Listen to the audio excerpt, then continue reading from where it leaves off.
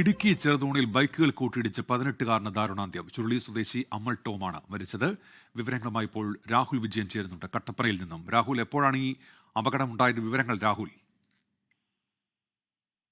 ഇന്ന് രാത്രിയാണ് ഈ അപകടം ഉണ്ടായതെന്നുള്ളതാണ് വളരെ പ്രധാനപ്പെട്ട കാര്യം. ഇരു ദിശകളിൽ വന്ന സ്കൂട്ടറും അതുപോലെ തന്നെ ബൈക്കും കൂട്ടിയിടിക്കുകയായിരുന്നു. ചെറുതോണി പാലത്തിന് സമീപം വെച്ചാണ് ഈ അപകടം ഉണ്ടാകുന്നത്. അപകടത്തിൽ ഗുരുതരമായി പരിക്കേറ്റ ചുരുളി സ്വദേശി അമൽ ടോം, അതുപോലെ തന്നെ തങ്കമണി സ്വദേശി ആൽബിൻ പീറ്റർ, ഇവരെ രണ്ടുപേരെയും ഇടുക്കി മെഡിക്കൽ കോളേജിൽ എത്തിച്ചെങ്കിലും അമൽ ടോം മരിക്കുകയായിരുന്നു എന്നുള്ളതാണ് വളരെ സങ്കടമുണ്ടാക്കുന്ന കാര്യം. പരിക്കേറ്റ ഗുരുതരാവസ്ഥയിൽ ആൽബിൻ പീറ്റർ ഇപ്പോഴും ചികിത്സയിൽ തുടരുകയാണ്.